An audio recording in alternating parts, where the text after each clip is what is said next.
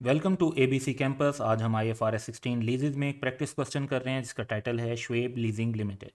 तो क्वेश्चन का डाटा है कि Shoaib leasing limited the lessor has entered into a 3-year agreement with Sarfaraz limited the lessee to lease a machine with an expected useful life of 4 years। The cost of machine is 2.1 million।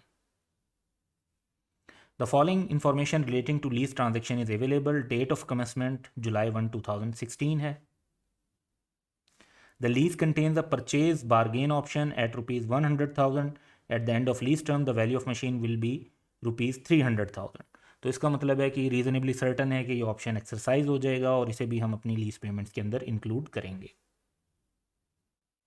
Lease instalment of rupees 860,000 are payable annually in arrears on June 30। तो जो हम schedule बनाएंगे payment का वो फिर इन arrears का बनाएंगे।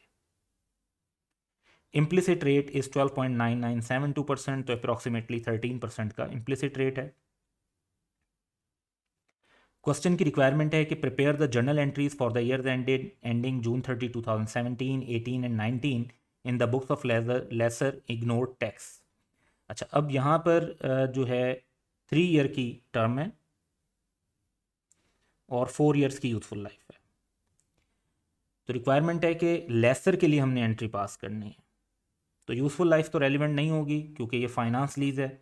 And produce extracts from the statement of financial position including relevant notes as at June 30, 2017 to show how the transaction carried out in 2017 would be reflected in the financial statement of the lessor।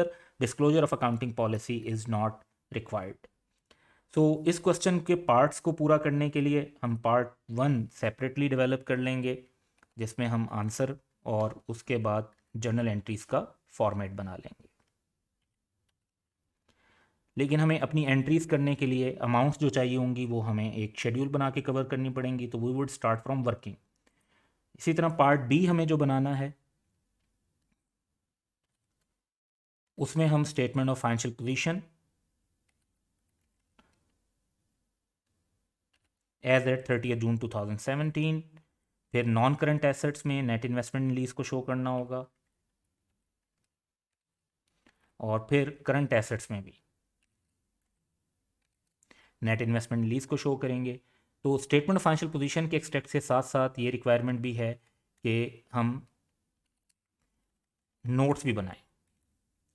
तो notes to the financial statements के अंदर एक तो maturity analysis बनेगा क्योंकि laser है, और laser के साथ साथ क्योंकि ये फाइनेंस लीज है तो रिकंसिलेशन भी बनेगी।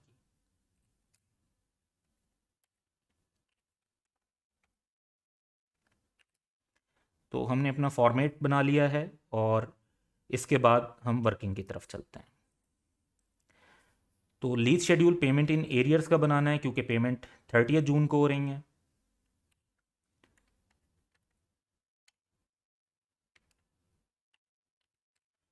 Payment date, opening balance, interest rate 12.9972%, payments और फिर क्लोजिंग बैलेंस। तो हम स्टार्ट करेंगे। जो फर्स्ट पेमेंट 30 जून 2017 को होगी तो सबसे पहले हमें ओपनिंग बैलेंस लेना है। अब ओपनिंग बैलेंस के लिए हमारे पास कॉस्ट ऑफ मशीन तो है और लेसर के लिए जो खासतौर पे फाइनेंस लीज होती है interest rate implicit in the lease apply किया जाए। तो इसका मतलब है कि जो हमारी gross investment present value of gross investment या नेट इन्वेस्टमेंट है वो इक्वल होगी fair value plus initial direct cost के। क्वेश्चन में कोई इनिशियल डायरेक्ट कॉस्ट नहीं है तो ये मशीन जो है इसकी फेयर वैल्यू अगर 2.1 मिलियन ही है तो फिर ये 2.1 मिलियन ही हमारी नेट इन्वेस्टमेंट लीज होनी चाहिए। लेकिन क्योंकि यहाँ पे वर्ड कॉस्ट यूज़ किया हुआ है तो हम इसकी प्रेजेंट वैल्यू भी कैलकुलेट कर लेते हैं। तो प्रेजेंट वैल्यू कैलकुलेट करने के लिए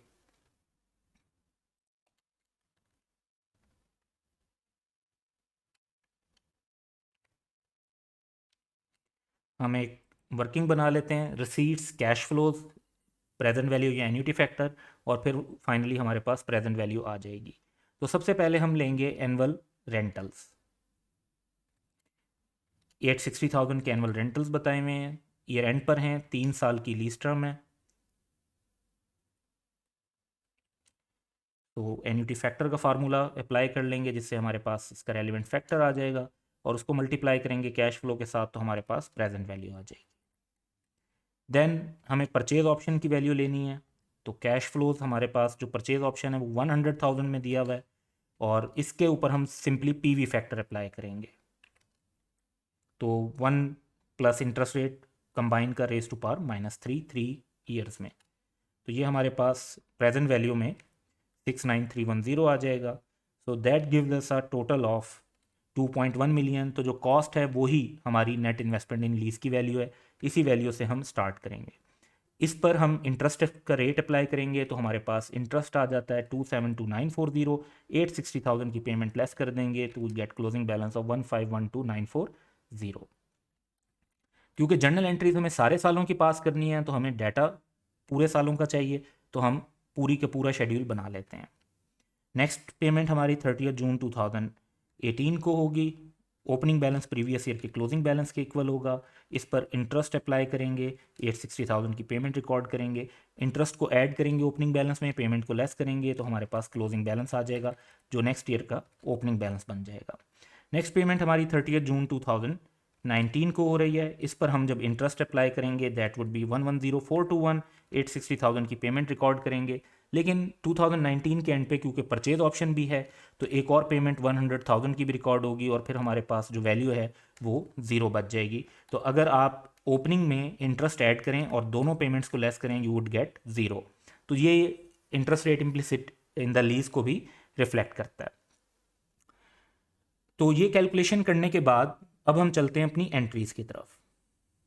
तो सबसे पहले हमने नेट इन्वेस्टमेंट लीज 2.1 मिलियन पे रिकॉर्ड करनी है। सो 1 जुलाई 2016 को जब लीज शुरू हुई तो हम नेट इन्वेस्टमेंट इन लीज रिकॉर्ड करेंगे 2.1 मिलियन की, और एट द सेम टाइम हमने मशीन दी या उसके इक्वल पेमेंट की, तो मशीन क्रेडिट कर देंगे, एसेट को क्रेडिट कर देंगे 2.1 मिलियन से, और ये हमारी फर्स्ट एंट्री हो जाएगी। नेक्स्ट स्टेप जो हमारा होगा वो ये होगा कि अब हम इस लीज से रिलेटेड जो चेंजेस आई हैं उनको रिकॉर्ड करें। सो हमारे फर्स्ट ईयर में इंटरेस्ट है 272,940 और पेमेंट है 860,000 की। इंटरेस्ट की वजह से हमारा नेट इन्वेस्टमेंट का रिसीवेबल बढ़ जाएगा और पेमेंट की वजह से कम हो जाएगा, तो ये इंटरेस्ट और पेमेंट की दो एंट्रीज बनेंगी। तो सबसे पहले हम जो इंटरेस्ट है उसकी एंट्री रिकॉर्ड कर लेते हैं। 30 जून को जब ईयर एंड होगा तो तब हम इंटरेस्ट को एक्रू करेंगे 272,940 से। सेम टाइम पर हमें अपनी फाइनेंस इनकम प्रॉफिट और लॉस में रिकॉर्ड कर लेनी चाहिए, और उसके बाद नेक्स्ट एंट्री हम पेमेंट की रिकॉर्ड करेंगे। पेमेंट भी क्योंकि 30 जून ईयर एंड पर हो रही है तो पेमेंट का मतलब है फॉर लेसर के उसे रिसीट हो रही है, तो बैंक को डेबिट करेंगे और क्रेडिट करेंगे नेट इन्वेस्टमेंट लीज को, क्योंकि इतने से हमारा रिसीवेबल कम हो जाएगा। तो इस तरह से हमारी 2017 की जो एंट्रीज हैं वो कंप्लीट हो जाएंगी। अब हम नेक्स्ट ईयर की तरफ चलते हैं। नेक्स्ट ईयर में वंस अगेन हमें इंटरेस्ट और पेमेंट की दो एंट्रीज को रिकॉर्ड करना है, तो इनको रिकॉर्ड कर लेते हैं।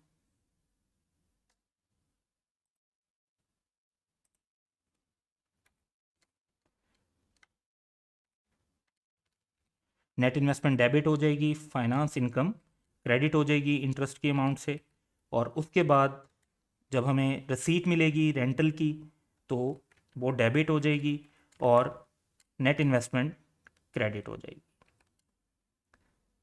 तो ये नेक्स्ट ईयर की भी हमारी एंट्रीज रिकॉर्ड हो जाएंगी। इससे नेक्स्ट ईयर में जाते हैं तो हमें 110,421 का इंटरेस्ट इनकम रिकॉर्ड करना है, और टोटल 960,000 हमें रिसीव होगा। इनको एक कंबाइन एंट्री में भी रिकॉर्ड कर सकते हैं और आप, और सेपरेट एंट्री में भी रिकॉर्ड कर सकते हैं। हम सेपरेट एंट्री पास कर रहे हैं, आप इसकी कंबाइन एंट्री भी पास कर सकते हैं। तो इंटरेस्ट इनकम रिकॉर्ड करेंगे 860,000 की रिसीट और 100,000 की रिसीट। तो इंटरेस्ट इनकम की वजह से हमारा नेट इन्वेस्टमेंट का रिसीवेबल बढ़ जाएगा, और फाइनेंस इनकम हम क्रेडिट कर देंगे। इसके बाद हमें 860,000 रेंटल के रिसीव होंगे, और हमारी नेट रिसीवेबल रिसीट की वजह से कम हो जाएंगे। और क्योंकि परचेज ऑप्शन भी है तो उसके भी 100,000 रिसीव होंगे, और हमारा नेट इन्वेस्टमेंट इन लीज का रिसीवेबल कम हो जाएगा।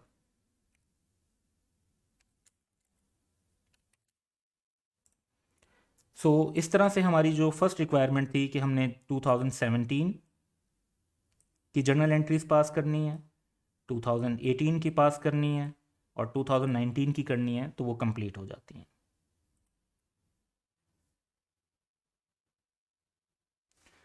अब हम पार्ट बी को सॉल्व करने की तरफ चलते हैं, जिसमें रिक्वायरमेंट है कि हमने एक्सट्रैक्ट्स बनाने, लेकिन अकाउंटिंग पॉलिसी का डिस्क्लोजर ज़रूरी नहीं है 2017 के।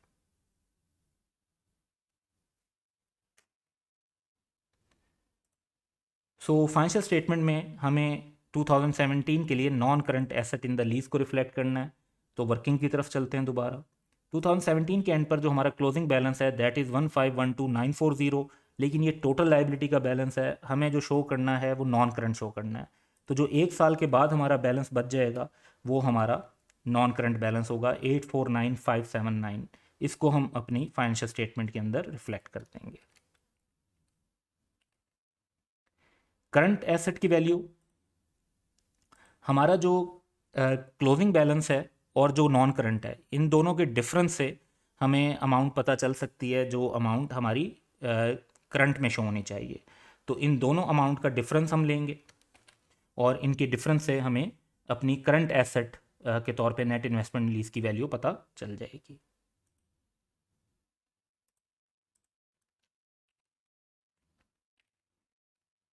तो 1512940 minus 849579 and we get 663361। Next issue जो हमारा है कि वो हमने 2017 के एंड पर मैच्योरिटी एनालिसिस को डेवलप करना है। तो लेस टोटल 3 साल की लीज है, 1 साल तो गुजर चुका है, तो लेस देन 1 ईयर और फिर 1 to 2 ईयर्स। तो ये टोटल टाइम 2 साल बाकी हैं, तो उतने का ही काम होगा और हमारे पास जो फाइनल अमाउंट आएगी that would be undiscounted lease payment. तो नेक्स्ट 1 ईयर के अंदर हमें जो पैसे रिसीव हो रहे होंगे वो हैं 860,000, एक रेंटल मिलेगा, और उससे नेक्स्ट ईयर में हमें 860,000 और बार्गेन परचेज ऑप्शन के भी 100,000 रिसीव होंगे। तो टोटल वुड बी 960,000। इसका हम टोटल कर लेते हैं, तो 18-20,000 हमें रिसीव हो रहे होंगे। अब क्योंकि ये फाइनेंस लीज है तो रिकन्सिलेशन भी बनेगी। रिकन्सिलेशन के अंदर हम फर्स्ट पॉइंट तो वही लेंगे जो हमने मैच्योरिटी एनालिसिस का फाइनल टोटल लिया है, या जो कि ग्रॉस इन्वेस्टमेंट के भी इक्वल होगा, क्योंकि इसमें अनगारंटेड रेजिडुअल वैल्यू नहीं है। So it would be simply 18-20,000। उसके बाद हमारे पास नेट इन्वेस्टमेंट इन लीज की वैल्यू है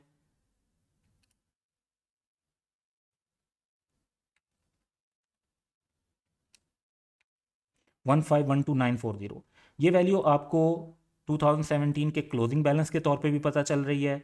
ये वैल्यू आप अदरवाइज जो है करंट और नॉन करंट का टोटल कर लें तो तब भी आपके पास 1512940 ही आ रहा है। तो ये वैल्यूज़ हमारे पास रेडिली अवेलेबल होती है। अब जो डिफरेंस है वो क्यों आ रहा है, तो इस क्वेश्चन में अनगारंटेड रेजिडुअल वैल्यू तो नहीं है, तो डिफरेंस की सिर्फ एक ही रीज़न होती है, and that is unearned finance income. ये अनअर्न्ड फाइनेंस इनकम आप बैलेंसिंग फिगर के तौर पर भी ले सकते हैं कि आप कहेंगे जी इन दो वैल्यूज़ का डिफरेंस क्या है, और आप अपने शेड्यूल से भी कैलकुलेट कर सकते हैं। बैलेंसिंग फिगर से लेना ज़रा क्विक रहता है, तो हम बैलेंसिंग फिगर भी यूज़ कर सकते हैं, लेकिन अगर हम वर्किंग वन से इसकी फिगर लेना चाहें तो कैसे लेंगे वो भी बताते हैं।